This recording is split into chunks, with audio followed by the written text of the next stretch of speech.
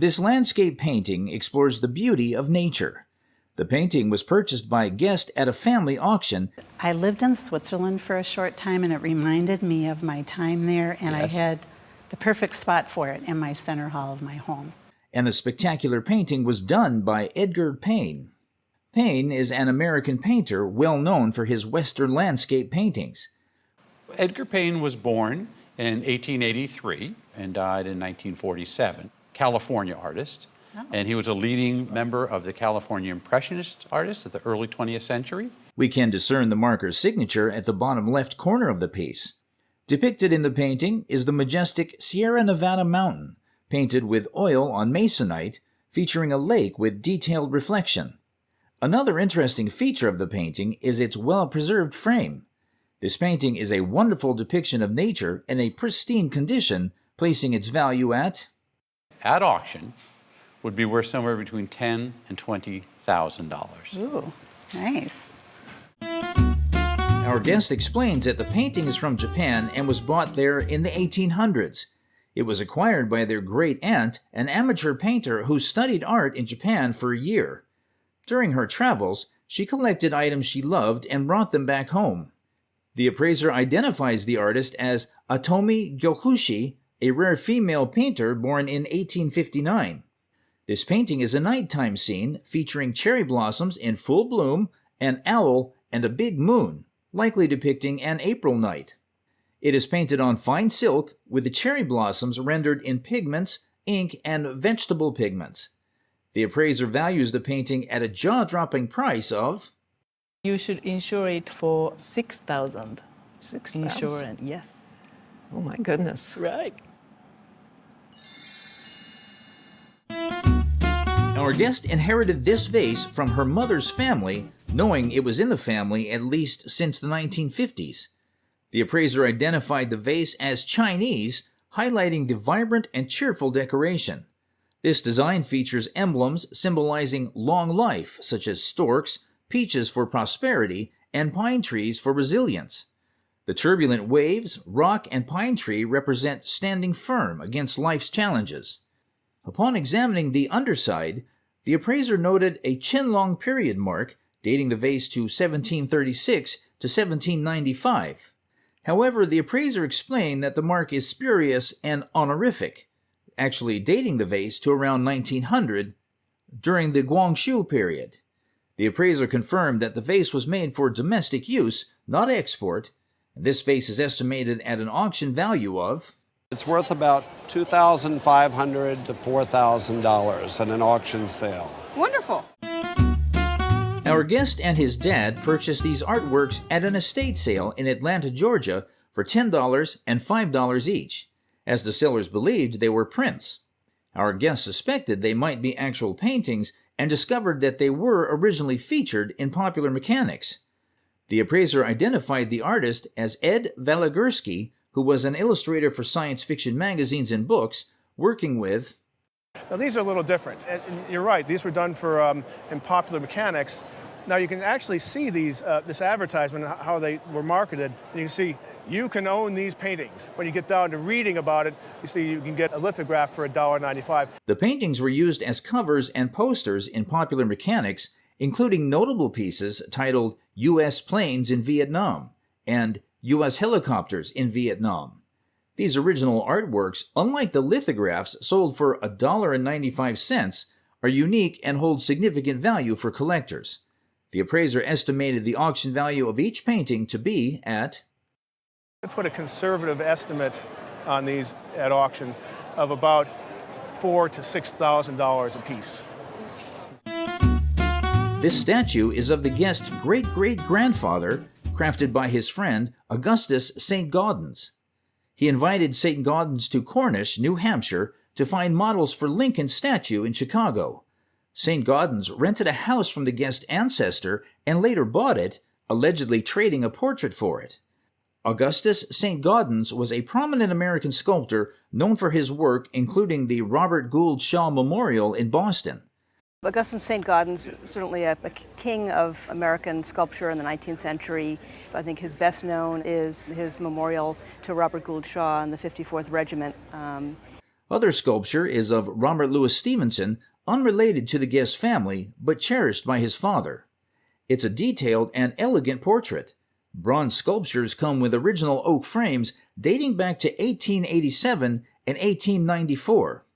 Beeman portrait is estimated to fetch Auction between $8,000 and $12,000.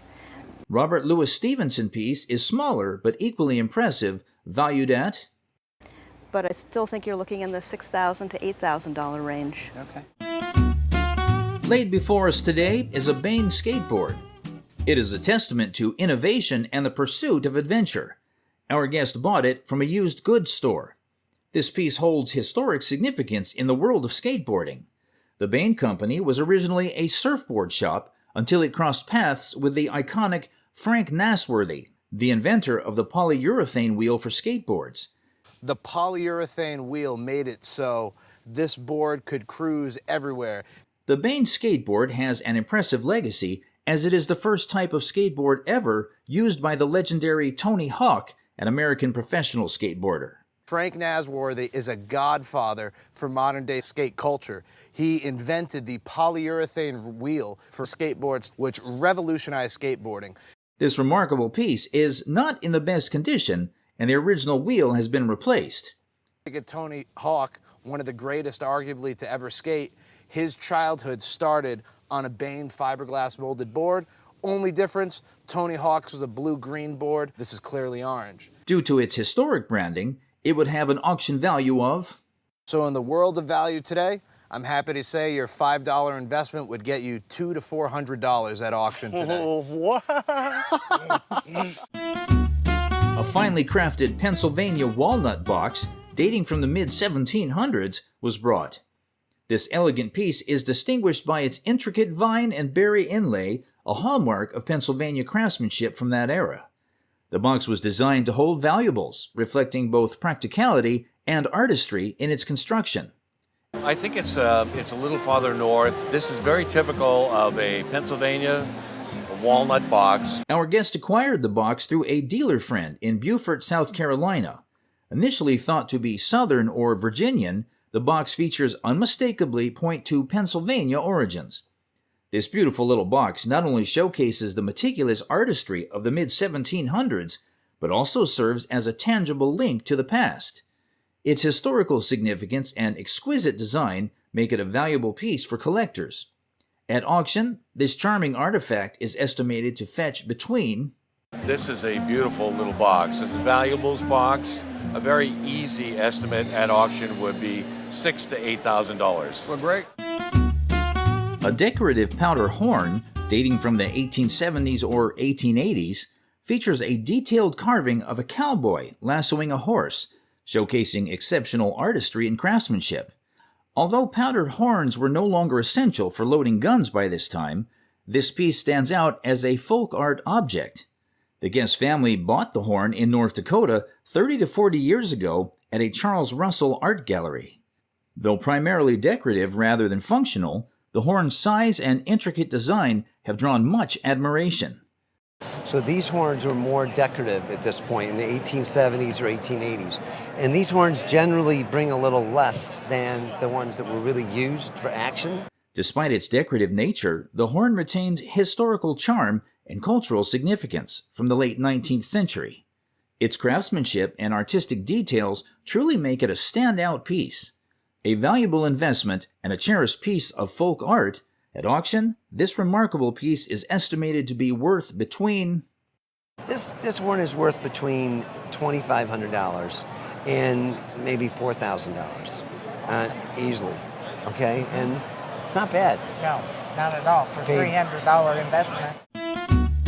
Pre-World War I tin toy, made by the German manufacturer Hans Eberl, was brought into light. This was lithographed in various colors and marked Germany on the side of the box, dating back to around 1910 to 1912. It was a gift from the grandfather of the Guest husband, who delivered goods for Strawbridge and Clothier. Strawbridge and Clothier, established in 1868, was famous for its holiday toys and festive displays. Although the original box of this toy is slightly scuffed from years of careful handling, it significantly enhances its value. It remains in excellent condition, a testament to its careful preservation. It's a tin toy, lithographed in different colors, plus the decal you have here on the side. To find a toy like this in the original box is extremely important. Its rarity, especially with the original box, makes it highly sought after by collectors. This amazing toy with nostalgic feelings is estimated to be worth between... I would estimate the toy at $5,000 to $7,000. The one that just sold at auction with the box went for $6,500. Wonderful. Discovered in a hidden drawer is an 18th century waistcoat found in the guest parents' house after their passing. Its design reflects the enduring fashion of the time, where intricate embroidery adorned men's attire. But these waistcoats actually were used starting all the way back to the 1740s. It is depicting a style reminiscent of lavish evenings and formal gatherings. Crafted from fine silk and meticulously lined with linen, the waistcoat showcases remarkable preservation and originality, with delicate details such as a functional pocket seamlessly integrated into its design. This exquisite piece offers a glimpse into a bygone era of sartorial elegance, where such garments were worn as parts of sophisticated ensembles, paired with knickers or breeches. In today's market, such 18th century garments are highly sought after in retail, fetching prices range of... You would expect to pay somewhere between $1,000 and $1,500 for this waistcoat. Wow. Amidst the historic ambiance of Boise's Egyptian theater unfolds about the alluring allure of Egyptian revival jewelry. In the early 19th and early 20th centuries, Egypt's appeal and the Suez Canal's construction sparked interest in Egyptian motifs. It was at the forefront of everybody's imagination at the period. It was in the newspapers all the time, so this was a constant source for designers in the 19th century. First, a 14-karat gold watch fob adorned with a carved Amazonite scarab and pharaonic heads dating back to the 1800s. Second is a Tiffany & Company set featuring a brooch and 2 earrings crafted from carved black limestone. Third is an Art Deco brooch from the late 1920s symbolizing the Egyptian revival's peak. This platinum brooch, embellished with diamonds, emeralds, rubies, and sapphires, bears the motif of neckbed, reflecting the era's renewed interest in ancient Egypt, influenced by the discovery of King Tutankhamun's tomb. Now we have this beautiful set here, a brooch and 2 earrings. Tell me about this. This piece was retailed by Tiffany & Company. It's in the original box. In 1922, such pieces evoked the glamour of Egyptian-themed films of the time. Peaks of the era's fascination with the mysteries and grandeur of ancient Egypt, the value ranges from... Such great condition. What's the value of this? The retail value on this would be between $10,000 and $15,000. This is a music box that belonged to the guest's mother, who worked for a family on a farm in Lawrence, Kansas, and played it on the weekends. This is a Regina music box made by the Regina Company in Rahway, New Jersey. It has its original gallery, mahogany finish, and art glass front, and stands on cabriole legs. This Model 35 is for home or parlor use, playing 15.5-inch discs, similar to a jukebox.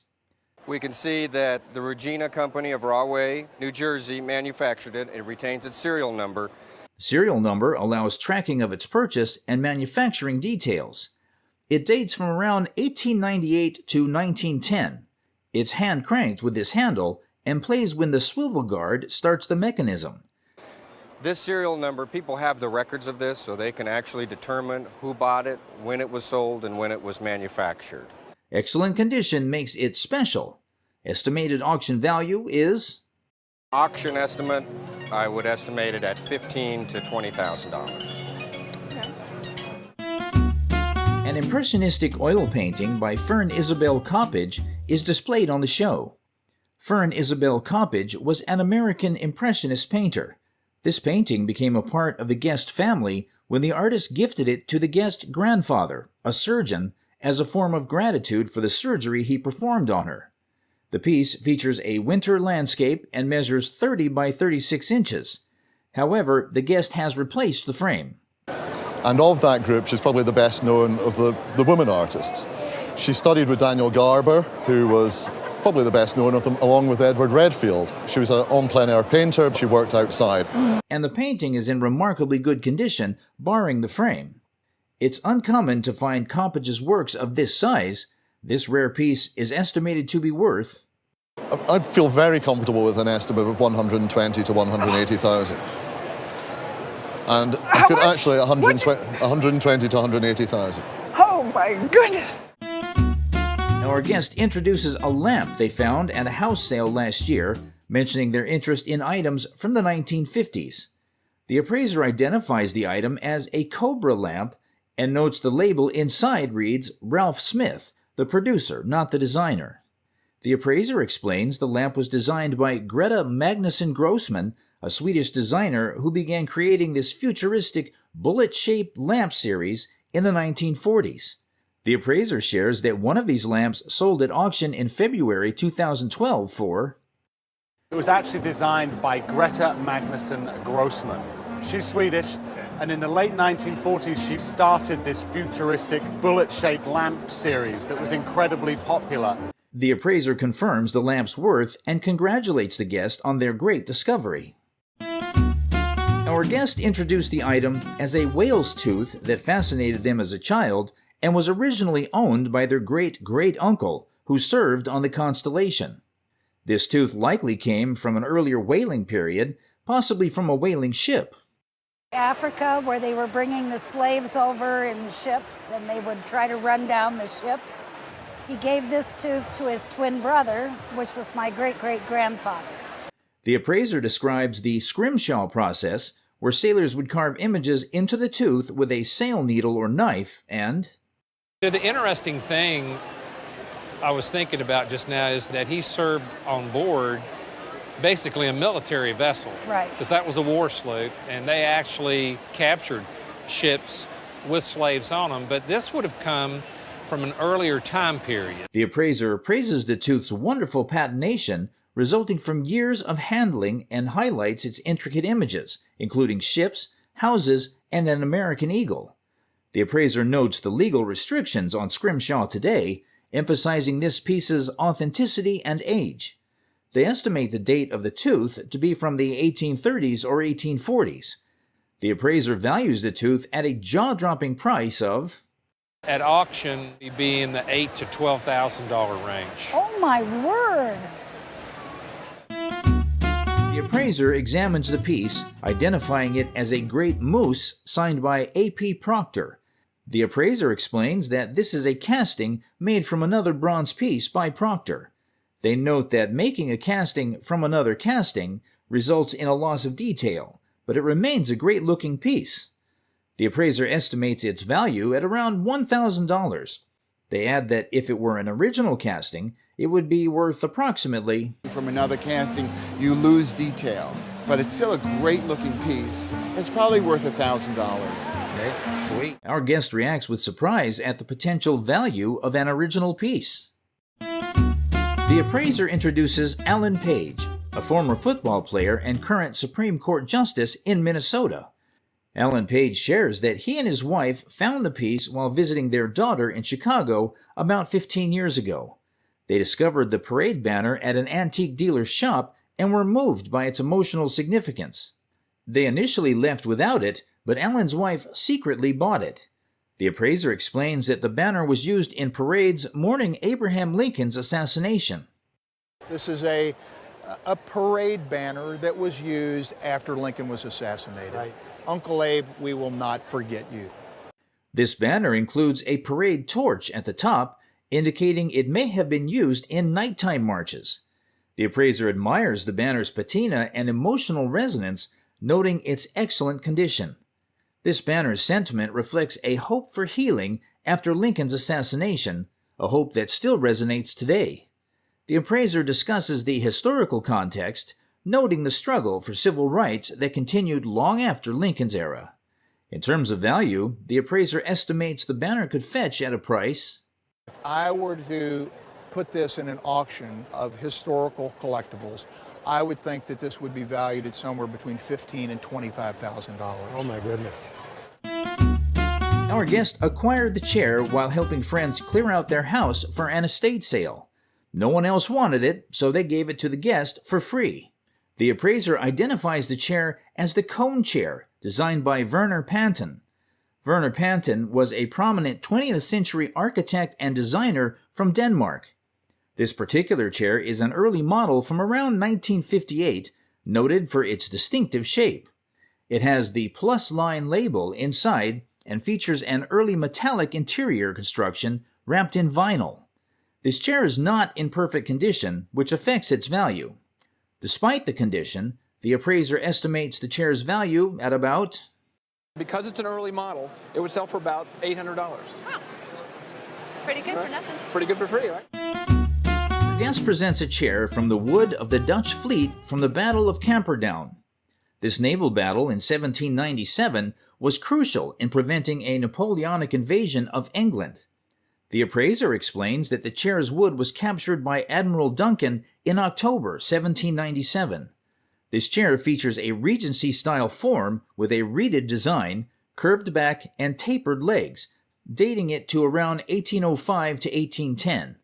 It has unique embellishments such as cannons, cannonballs, and a British fouled anchor. This form is, without all the carving, is basically a Regency-style piece. Made of oak, the chair is identical to the one at the Maritime Museum in England, except for its solid wood seat instead of a wicker insert.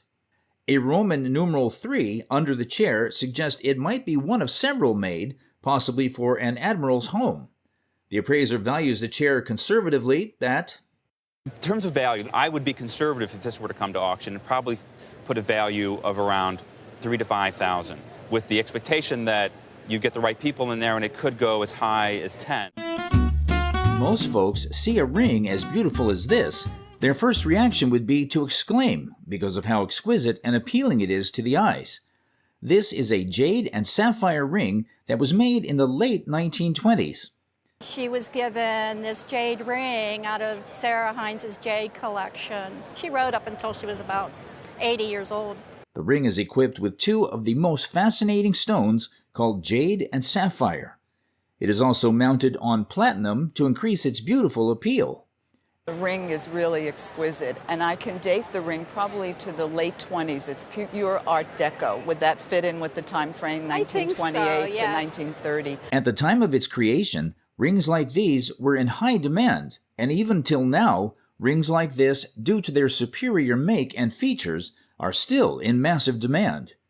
At auction, this Art Deco jade and sapphire ring would retail at the auction price of...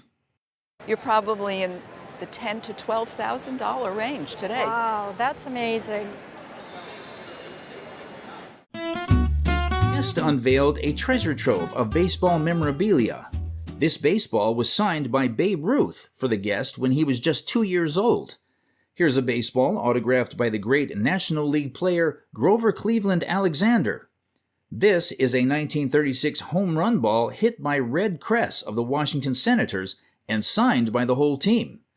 This is a 1936 home run ball hit by Red Kress of the Washington Senators, and it's signed by all of the Senators. The Babe Ruth photo is wonderful and signed, and the Grover Cleveland Alexander ball is a gem. Unfortunately, the Ruth signature is a bit smudged. However, the Roger Maris signature on the same ball is strong. Roger Maris was a great baseball player. Red Kress ball, with its provenance, is valued... It's a 36 Washington Senators team ball. You could still estimate that anywhere from $700 to $1,000. Grover Cleveland Alexander ball, with a nice white ball but a weaker signature, is worth... The white ball, nicely done, that's between $2,000 and $3,000. Pass has more sentimental value than monetary value. The personalized Ruth photo is worth... Personalized Ruth photo like this, you could estimate at $3,000 to $5,000. While the Ruth and Maris ball is valued at... Only because of the smudging and a little bit of the faintness on the Roger Maris, at about $4,000 to $6,000. Overall, the collection is valued at... So overall, what you're looking at basically is a package that's somewhere between $10,000 and $15,000. Oh my God. Updated value of the entire collection is $15,000 to $20,000. This vase, belonging to the guest's great-aunt from Ocean Springs, Mississippi, was a cherished family heirloom. The guest inherited the vase after college, having always admired its beauty and believing it to be a Tiffany vase. Our guest shared a letter from 1948 which described how the vase was a Christmas gift and then she showed me the letter of her friend that had given it to her on Christmas Day in 1948. The appraiser revealed that the vase is not Tiffany, but actually a piece of Lotz, often referred to as the Austrian Tiffany. This vase, dating back to around 1902, features unique characteristics typical of Lotz's work, including its phenomenon decoration, unlike Tiffany's flower forms. This Lotz vase has distinctive green leaves and a sculptural quality. Appraiser explained that Lotz was contemporaneous with Tiffany and their works possibly influenced each other. The appraiser valued the Lotz vase at a jaw-dropping price of... In a retail shop, it would be between $8,000 and $10,000. Wow. The art of movement, frozen in time, is exhibited today in this Ballet Memorabilia. This collection of items is associated with Margot Fonteyn. Margot Fonteyn was an English ballerina. Well, I certainly love the picture. And for the audience, to those who don't know Dame Margot Fonteyn, shame on them, but she was certainly the world's greatest ballerina. The ballerina was a close family friend of the guest, and these items were given by Fonteyn to her mother, who was a very close friend. Contained in this memorabilia is a tutu design drawn by Fonteyn. This drawing at auction would fetch a value of... I would put an estimate of $3,000 to $5,000 on the drawing. It's very rare, it's beautiful. Yeah. And a picture of the guest wearing a tutu sewn from the ballerina's design. Also showcased is a point shoe worn by Margot Fonteyn. At auction, this shoe would be worth... I would put an estimate on this of $8,000 to $12,000. Really? Absolutely. This tall case clock, a 17th century timekeeping marvel, revolutionized timekeeping with its long pendulum and heavy weight, ensuring reliability and accuracy. Gary describes the featured clock as one of the finest examples of American federal cabinet making in history, made around 1810 in Montgomery County, now Pulaski County, Virginia. While the exact makers are unknown, it is believed that the clockmaker David Whipple and cabinet maker Peter Wright crafted this masterpiece. And in the center of the door, we have this stylized conch shell inlay, and the base panel is truly remarkable. This clock's face was imported from England, and its design features an elaborate spread wing eagle. The case of the clock showcases exceptional craftsmanship with intricate chain link inlays and... It is sculpted, so the central inlay is raised from the background, and the sides and the top flare out. I have never seen a sculpted base panel like that before on a clock. One of the most remarkable features is the sculpted base panel, a rare find in clockmaking. Crafted from mahogany with contrasting wood inlays, including bone, silver, and brass. This clock's interior brasswork was painstakingly crafted by hand, as power machinery was not available at the time, highlighting the clock's exceptional craftsmanship and uniqueness. Today, clocks of similar craftsmanship can fetch substantial prices at auction, with related clocks selling for $271,000. The first U.S. edition of Huckleberry Finn book from his father. Books like this wear out over time, especially when they're shelved. However, this one is in perfect condition, making it rare and valuable. Typically, a worn-out copy might fetch $1,000 to $2,000. This book is a classic, and collectors covet it, especially in this condition. As it's preserved so well, it's worth... I would go as far as to say that it's worth $10,000 to $12,000. Wow. It's a classic book, and in this condition, I don't know a collector who wouldn't want to own this book. Current value of this book is $12,000 to $18,000. This charming bronze bear, gifted to the owner by their uncle, is a sculpture by the renowned artist Anna Hyatt Huntington. Anna Hyatt Huntington, born in 1876, was one of America's most prominent sculptors of the 20th century. Growing up with a father who was a professional paleontologist and zoologist at Harvard, Hyatt developed a deep fascination and... She was born in 1876 in Cambridge, Mass. And her father was actually a professor at Harvard of paleontology and zoology. The bear sculpture, signed by Anna B. Hyatt, showcases her exceptional ability to capture the movement. Cast at the Gorham Foundry in Providence, Rhode Island, this particular bear is number 4 out of 138 castings, and this is actually number 4 of this model out of, I believe, 138 that were cast by them.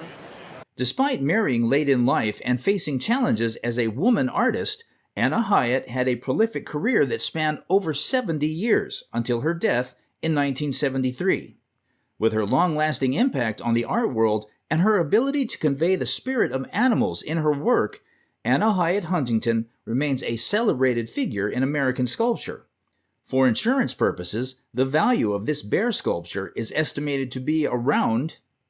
I would think for insurance purposes, you want to think of a figure at around $5,000. Okay. Oh, that's wonderful. Thank you. A guest inherited a collection of family heirlooms, including a miniature painting and a letter from Napoleon III. The guest's great-great-aunt was a miniaturist who painted 2 portraits, one of which was sent to Napoleon III. Napoleon III responded with a letter, which the guest still kept along with the original envelope. The guest also had a watercolor of Napoleon I and a cartridge box plate from the Battle of Waterloo. The miniature painting was well done, and the letter from Napoleon III was significant due to the heraldic crest on the stationery. The gesso frame with the Napoleonic crest added to the collection's value. While Napoleon III was not as highly regarded as Napoleon I, the collection was still valuable. Acknowledging the collection's importance as a nice group of things with a compelling history, it was appraised at... I'd estimate its value at $1,500 to $2,000 because it's just a great little story, and the painting is wonderful. Yeah. Inherited from the current owner's father, who died in 1990, originally came from the owner's grandfather in the late 1970s. Made by Samuel Mulliken, part of a famous clockmaking family from Concord. This clock is in excellent condition despite minor issues such as missing brass decorations and replaced glass. It is a wonderful piece. There are 2 holes where little brass decorations used to be, a small patch, and the glass has been replaced, but these don't really affect its value. The clock has a mahogany case and original OG bracket feet. It has a beautiful scalloped apron that goes around the front and sides. The dial is signed by Samuel Mulliken, which is nice because it shows who made it. The dial is made of sheet brass and has a time and strike movement, so there are 2 winding arbors, one for the time and one for the striking. Overall, it's a fantastic piece. While examining the condition of the item, the appraiser said, I would say a clock like this should be insured for around $75,000. Seriously? Seriously. It's that good. When it came out of the bag, I couldn't believe it. This charming wooden box, acquired by the owner as a Christmas gift from their grandfather, has a fascinating history. The owner's grandfather purchased the box for over $1,000 from a local shop after the owner had... She had this box, but she really didn't want to sell it, and I kept begging her, and finally I just gave up. This box is believed to be of Mesoamerican origin, despite the owner's preference for local North Carolina pieces. It is attributed to Jacob Weber, a renowned folk artist from Lancaster County, Pennsylvania. What did your grandfather pay for it? Well, he just said he paid $1,000 for it. Wow, $1,000. I mean, that was a lot of money, right? Yeah. Weber's work typically features a green ground with a house flanked by trees, adorned with tulip decorations on each. This particular box, estimated to have been made between 1830 and 1840, is missing its original hinges, which were likely replaced over time. While the exact selling price of Weber's boxes is unknown, similar pieces have been valued at... I think a good auction estimate for this box would be somewhere between $10,000 and $15,000. Wow. The guest brought a bracelet that belonged to her grandmother. The bracelet was likely purchased by her grandfather at a Cartier store in Birmingham, Michigan. The bracelet was around 50 years old and no longer in production. It was a classic design and easy to wear. The guest treasures the bracelet because it reminds her of her grandmother. It was identified as a Cartier piece due to its iconic red box and the tricolor gold design. The bracelet featured rose gold, white gold, and yellow gold, and was stamped with the Cartier logo and 750 for 18-karat gold. This cherished bracelet, carrying a sentimental value, was appraised at... I would say a conservative auction estimate would be between $3,000 and $5,000. Hey, that's wonderful. We are presented with a kilns tray and base, a beautiful work of art to behold. Our guest inherited the items from her stepfather after he passed away. These pieces bear the maker's mark, the Durant Kiln Company, and are both dated 1914. The name of the maker of these items is Leon Volkmar. Volkmar was an American studio ceramist. His father was also a potter. His name was Charles Volkmar. Peculiar to the works of Leon, the tray boasts Persian blue glazes. Interestingly, the tray is displayed alongside its original base. The base was crafted from earthenware, and it is also signed. It's very rare to find a ceramic tray like this with its base still intact, which places its value at auction to be... As an auction estimate, I would easily put $1,000 to $2,000 on it. Oh my goodness. Guest inherited this exquisite ruby and diamond ring from her beloved aunt. David Webb designed it, crafting a mesmerizing combination of beautiful rubies, dazzling diamonds, and exquisite gold and platinum. At its core, just as a ring, it's valued from $3,000 to $5,000. The blend of gold and platinum sets it apart, lending it an unparalleled allure. If we look at it in a different context and we say with all of those elements, and there's a designer name attached. However, when we factor in its designer pedigree and the era it originates from, the estimate soars to $5,000 to $7,000. The surprising presence of Burmese rubies further increases the value. Burmese rubies are those that are unheated and found in a David Webb ring from the late 50s and 1960s. This type of an item at auction would have an estimate of $8,000 to $12,000. Really? Yes. Her father, a security salesman in Portland, Oregon, received this piece as a gift from a grateful client. It was made by Capellan Venini, a company based in Murano. First designed by Vittorio Zecchin in 1921, he also served as the first director of the firm of Capellan Venini. Murano, an island in Venice, has a rich glass-making history and is the source of all Venetian glass. This piece is of a Veronese vase. Vases from this era feature clean lines and minimalist aesthetics, sometimes with organic shapes. The signature reads Venini Murano, spanning 2 lines. Incalmo, Murini, and Filigrana were commonly used in crafting these pieces. A treasure beyond measure, the appraiser valued the item. So in terms of value, I would put a retail value on this piece of $3,000 to $4,000. Oh, that's great. Yeah, super. Purchased in 1976 in New York, its simplicity stood out among the artist's abstract works. Affordable, too.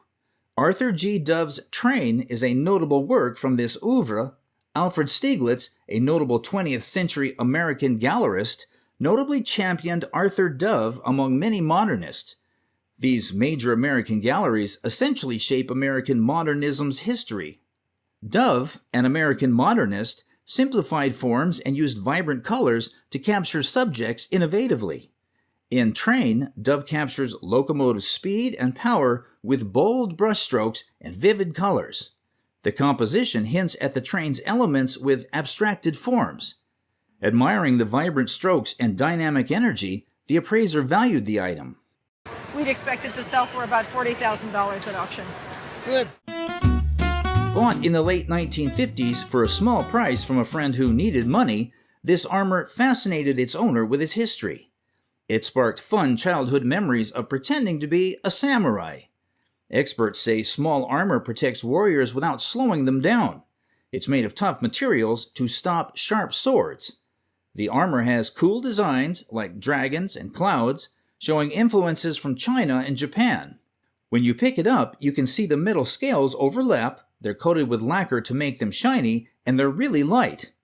Look here, there's a picture of a dragon with clouds and a pearl on silk. This silk is on almost every part of the armor. What's interesting is that it's not from Japan, it's from China, and it's really old and special silk from the 18th century. Whoever made this armor must have thought it was valuable and hard to find. Even though some parts are missing, it's still special. While examining the condition of the item, the appraiser said, I would expect this suit of armor to make somewhere between $5,000 and $8,000 today. Oh, wow. Okay, great. The guest revealed that the map belonged to his great-great-grandfather, a physician in Deming, New Mexico, where they believe he acquired it. The appraiser explained the map's significance, starting with its title, Amérique Septentrionale, created by the renowned geographer Nicholas Sanson and dated 1650. This date was confirmed as accurate. The appraiser emphasized that a map's value is often determined by its historical significance, particularly if it shows something new. This map was notable for being the first printed map to depict all 5 Great Lakes in North America, including the first naming of Lake Superior, based on information from Jesuit missionaries and explorers. The map also included a significant geographical error, depicting California as an island. It was valuable for its detailed information on New England, the St. Lawrence Seaway, the Great Lakes, and the Southwest, despite lacking a single depiction of the Mississippi River. The appraiser noted that they had a similar map in their shop in Philadelphia, priced at $6,500, highlighting its value and historical importance. We have a price of $6,500 on it. Wow. So, that's fantastic. This exquisite art glass shade was acquired by the owner's husband at a state auction 15 years ago. The owner was initially upset about the purchase as the shade was displayed atop a china cabinet. This shade is likely made around 1915, is believed to be the work of Frederick Carter of Duvet Glass, a renowned English artisan who competed with Tiffany in the art glass industry. Despite its similarities to Tiffany glass, such as shape and vine decorations, the color, though, is kind of the giveaway that it's not Tiffany. This shade features opal lining and iridescence, highly desirable among collectors, adding to its allure. Previous appraisals have provided conflicting opinions, with one appraiser dismissing it as nothing, while another suggested it might be lumber from California. Despite its challenging attribution, similar shades have fetched at a price of... In an auction, you would expect to see an estimate of about $6,000 to $8,000. It could bring more than that. About 2 years ago, the couple purchased it from a picker. Sugar chests were prevalent in 19th century southern U.S. homes where sugar was scarce and valuable. These chests were designed to securely store sugar, protecting it from pests and moisture. This sugar chest, common in Kentucky and Tennessee, is mainly cherry wood with an unusual butternut base. Inside, there is a divider for organizing various types of sugar and similar items. Inside, a couple of long, dark drips in the back corner indicate that the piece has been refinished.